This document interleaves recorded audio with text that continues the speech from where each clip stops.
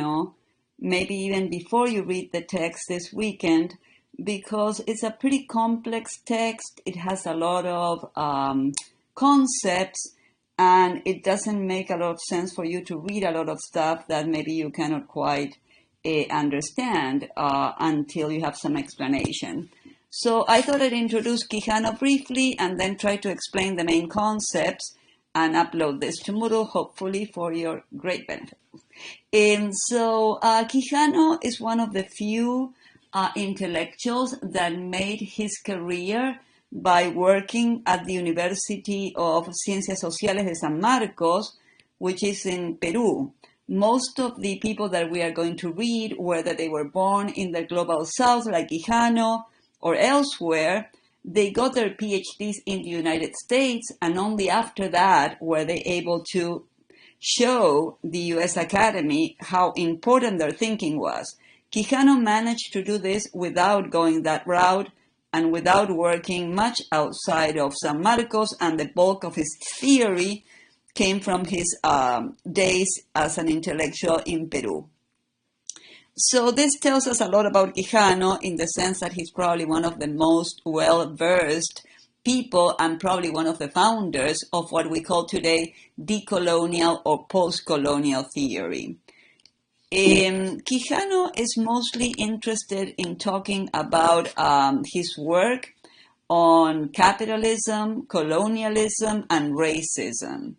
What we call globalization or neoliberal globalization nowadays, this idea that most of what we produce or we need actually consume as a society here in the United States is nowadays produced outside of our borders at a greater saving amount. People pay very little money for the stuff that is made abroad. And at the same time, we were left without jobs here in the United States. And you could also say that our economies have suffered, all of our economies. But what Quijano focuses on is how this new way of what he calls imperialism or colonialism has affected the way that we think about each other, the way that we operate with each other, and most importantly, how it has affected race and racism worldwide. So he says that what's going on nowadays with this idea of using cheap labor and extracting cheap nature, cheap stuff, cheap resources from the global south is the same that was going on around the year 1600 and even early in the 1400s, when the Europeans start taking over the world and depriving people of the resources that they had previously in that region. Quijano says what we are seeing now is not very different. More or less it's the same. There are differences in the way that this new form of colonialism, new form of making your head in a way that resembles the head of these white people is not that different. Things are still more or less the same.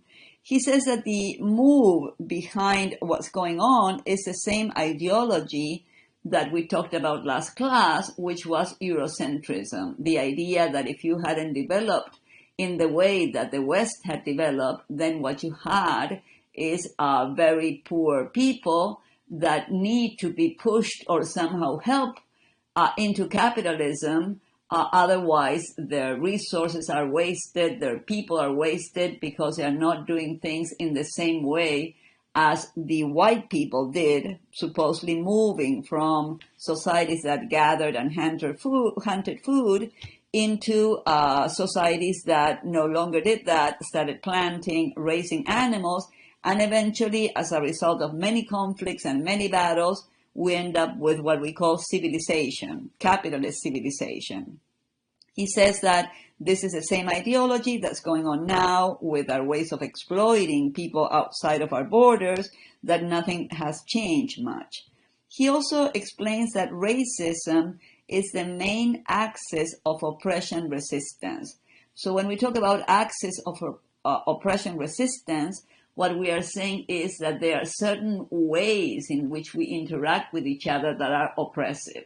So this could be, for example, if you feel that you're not a cisgender person, having to conform to that kind of way of objectifying your body that other people have and want you to fit into certain labels, that's one axis of oppression resistance. Gender is another axis. Race is another axis.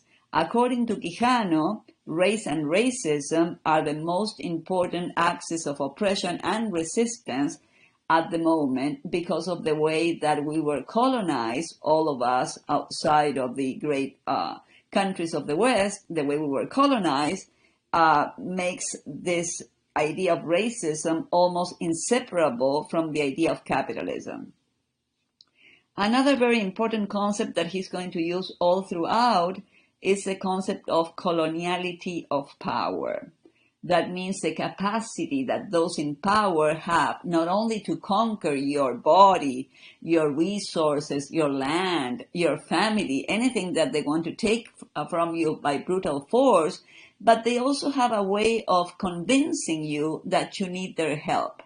Remember Rudyard Kipling, for example, he was talking in the 1800s in England about the white man's burden.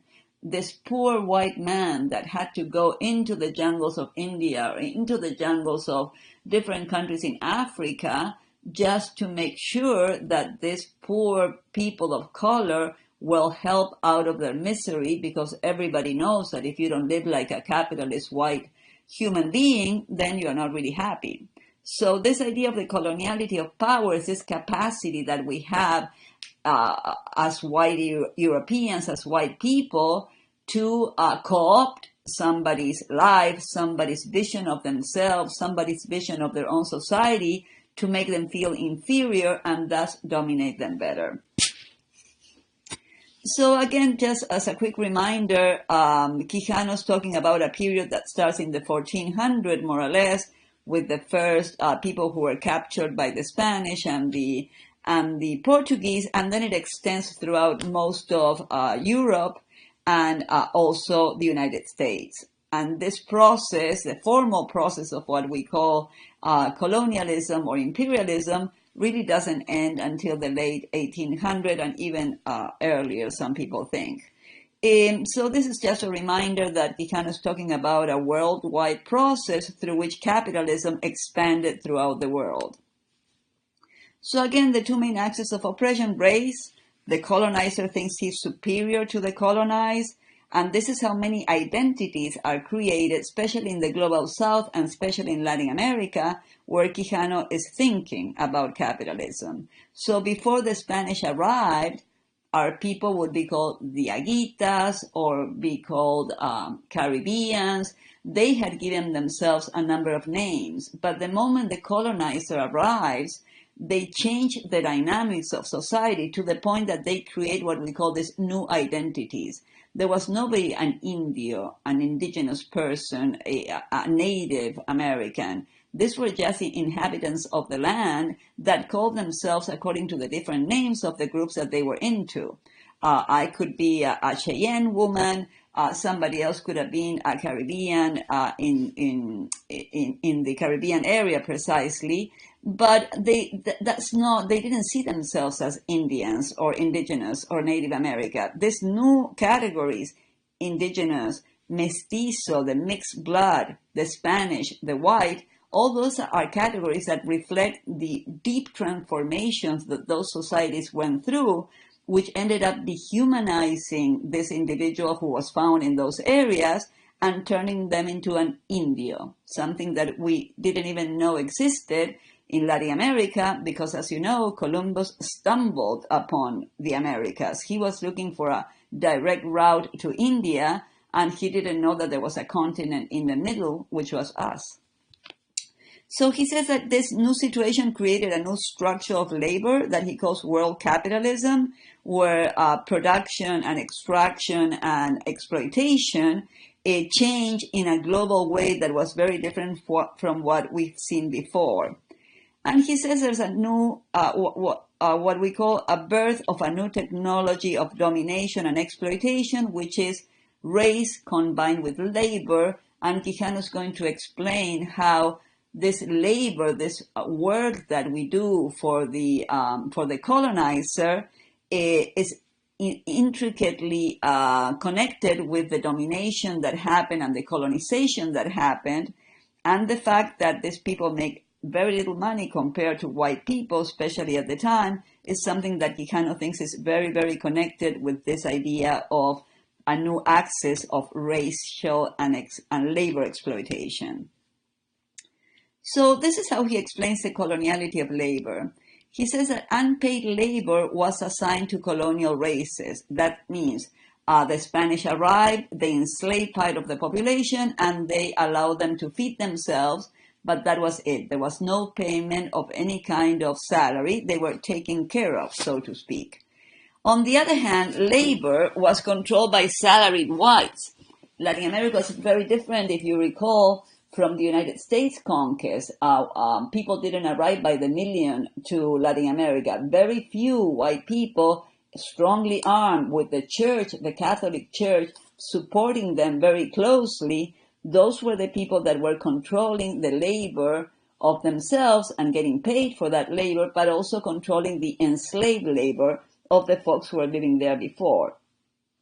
So all this money that they are taking out of the colonies, as they call them, is money that goes to the center of the capitalist economy in Europe, especially the Netherlands, and through that money, enormous amounts of gold and unpaid labor that were confiscated from the Americas, that ends up in Europe and finances the revolution, the industrial revolution, all the machines we've seen now, all the incredible technological advances, all that started in the years of the what we call our original accumulation of capital, the moment where capital gets everything from out of the earth that they can to give impulse to their own capital. You cannot have capital without initial capital. They just got that from the Americas, both from labor and exploitation of resources. So what Quijano is saying is that global capitalism is colonial and modern and Eurocentric, all of it together, because it's based on the exploitation of colonial labor and the expropriation of these precious metals. So what he says is global capitalism functions on racist colonial views that assume that inferior races that are serfs or slaves, even after the independence, will never quite move out of that situation.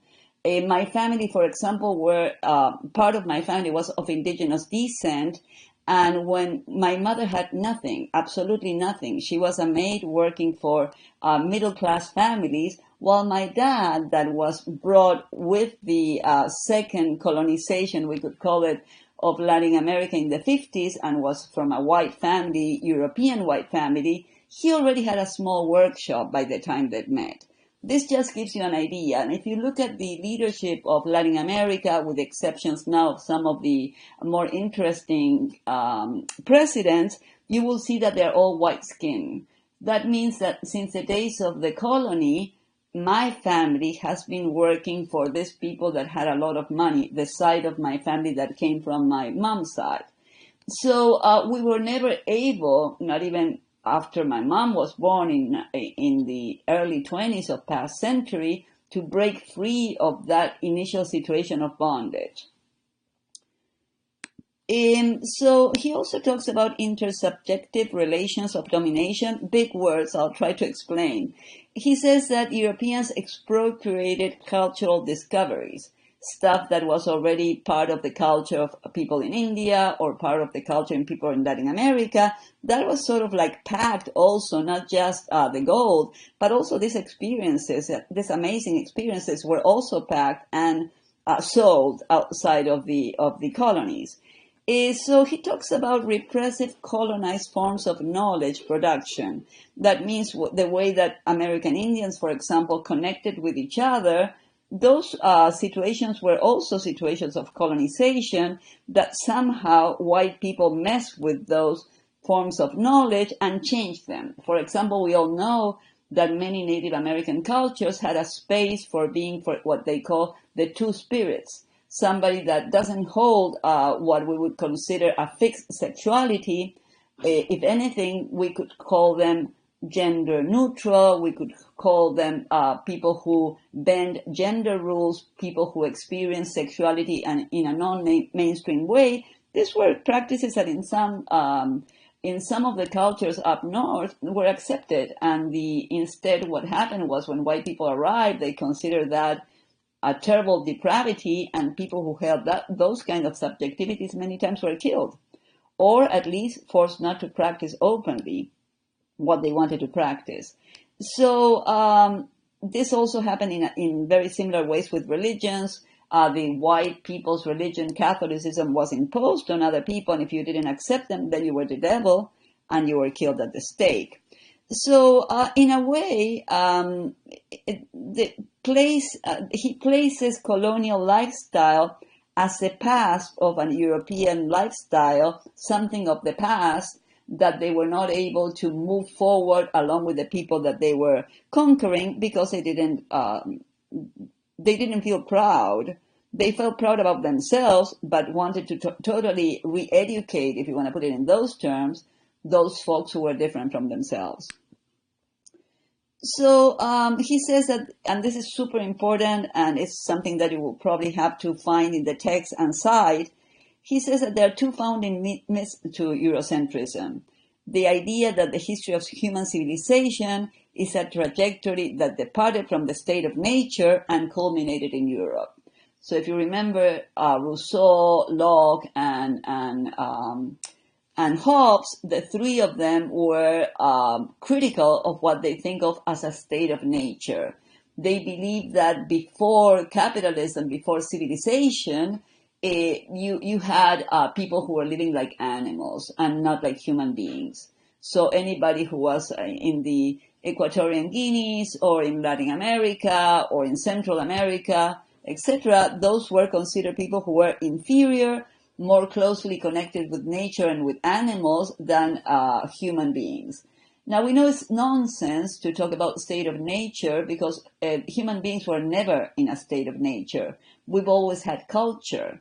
If we don't have culture, we cannot even raise our children. It would be almost impossible, if not completely impossible, for a woman, for example, on her own, or somebody who wants to raise a child on their own. It would be impossible. Our children are born premature compared to other animals because our heads are huge and we've shrunk our hips in order to be able to walk on 2 feet, which makes our delivery of children very, very difficult because our hips are very narrow and our heads are huge, because that was the main way that we adapted into an environment that was very aggressive towards us. So there's nothing like state of nature. Humans have always lived in societies of different kinds, with different cultural norms, different ways of addressing each other. It's just that the Europeans who arrived there, they thought they were better, and then they negated all kinds of sociability and cultural traits that these people that they were conquering had.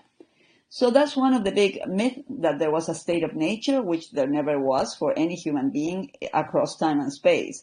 The other one is the idea that when we see differences between Europe and non-European people, that we consider them racial. So, if you come to my house this week and you rob from me this week, and then next week you pretend you don't know me very well, you come see me and they say, wow, Iracila, you are so, so poor. How come you don't have anything? And then I would have to look at you and say, well, I don't have anything, not because I'm lazy or because as a Latin American particularly predisposed to being relaxed, but because you stole everything from me last week. So how can I build wealth if you are constantly stealing it from me? And that's exactly what happened in the history of power in the West, is that they took everything from everybody and then they turn around and say, see, they're animals, they don't have any money, they cannot progress. Well, yeah, if you take everything away from me, I cannot progress. The funny part is you took it away from me and now you're telling me that I cannot do the job. So that's the most important myths surrounding Eurocentrism and why European people started thinking along those lines. Some other elements that are very important to Eurocentrism and the text we are reading is from state of nature to capitalism perspective, the idea that it was linear and unidirectional, that a Western civilization knew that at some point they wanted to develop capitalism, which is not even what happened. There were tons of battles, and we read more about that when we read Silvia Federici, in ways that made people sort of like, some authors started looking bad. Let's say after reading Silvia Federici, you realize that it was a battle with an open outcome. During medieval ages, Western societies could have gone a completely different way if the peasants had had their say, or if the working nation, working class had their say. Instead of this, it was dominated by people that had built a lot of money and had a lot of power, and now they tell us a story from the viewpoint of themselves. And you know what they say, that there's a proverb that says, if lions don't learn how to ride, history will always be written by the predators, by the hunters. In this case, this is what we see. We are told a story that makes a lot of sense, and it looks very clean and unidirectional for the Western people, but in reality, if we look at it from the perspective of the lions, it doesn't look that clear that this is always where they were going, and they could have ended in a very different place. Some other characteristics that he connects with Eurocentrism is the idea that you have capital and pre-capital, Europe and non-Europe, primitive versus civilized, traditional versus modern. So Western thinking attributes itself the most important things, having built capital, being a European civilized people instead of a traditional society that doesn't move forward. When in reality, this capital, if you remember what we said, that they got to start their fabulous revolution, their fabulous new ways of encompassing the whole of the earth and dominating the whole of the earth, they do all this instead of acknowledging that the money that they got to start all of this project was money that was taken at gunpoint and many times by death and violent death from our countries, from the global south countries. There's nothing modern about that, and there was nothing traditional about these societies. There were societies that were moving and changing, just like the Western societies were changing, only we weren't going the same way. That's the issue here. So they also naturalize cultural differences through the concept of race. As I explained before, they look at the disaster that they leave behind, and then instead of acknowledging that all this capital was taken from us, and thus the Industrial Revolution starts in Europe and not in Latin America, if that were something that we were looking forward to.